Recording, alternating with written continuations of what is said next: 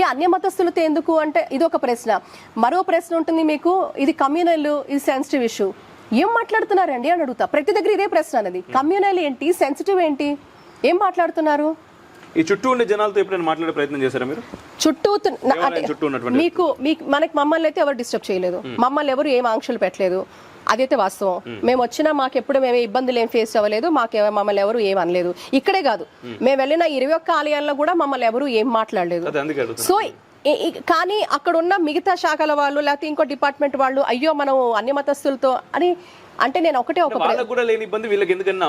నాకు నేను అది అంటే ఈ బూచిని చూపిస్తున్నారు ఎందుకు? ప్రతి మారు అన్య మతస్థులు అని ఒక బూచిని ఎందుకు చూపిస్తున్నారు? వీళ్ళెవరికి ఇప్పుడు వాళ్ళ కట్టడాల్లో ఎవరు వెళ్ళట్లేదు, వాళ్ళ మందిరాలు వాళ్ళ పవిత్ర కార్యాలు ఏవో లేదు, వాటికి జోలికి మీరు వెళ్ళట్లేదు. ఈ బౌండరీస్ లో ఉన్నటువంటి దేవాలయం బాగుండాలి, అట్ ద సేమ్ టైం దీనికి సంబంధించినటువంటి జాగా అది కాబట్టి అది మాకు కావాలి. ఇది గుడి ల్యాండ్. ఒక ఎంక్రోచర్ ఒక సిస్టమ్ ని ఛాలెంజ్ చేస్తున్నాడు. నువ్వు ఏం చేస్తావు? ఎవరిని? ప్రభుత్వాన్ని. ప్రభుత్వ డిపార్ట్మెంట్ ఛాలెంజ్ చేస్తున్నాడు. ప్రభుత్వ డిపార్ట్మెంట్ ఛాలెంజ్ చేసినట్టు ప్రభుత్వం ఛాలెంజ్ చేసినట్టు కాదా?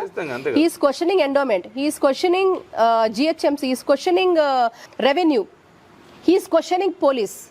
4 శాఖల్ని ఒక ఎంక్రోచర్ క్వశ్చన్ చేస్తున్నాడు. నువ్వు ఏం చేస్తావు మమ్మల్ని?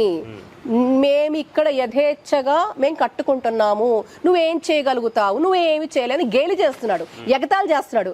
అండ్ ప్రభుత్వ డిపార్ట్మెంట్లు కళ్ళప్ప చెప్పుకొని వాడు గేలి చేస్తున్నా, వాడు వెక్కిరిస్తున్నా, వాడు అవహేళన చేస్తున్న సిస్టమ్ని కళ్ళప్ప చెప్పుకొని చెవులతో భారుగా వింటూ కూర్చున్నారు.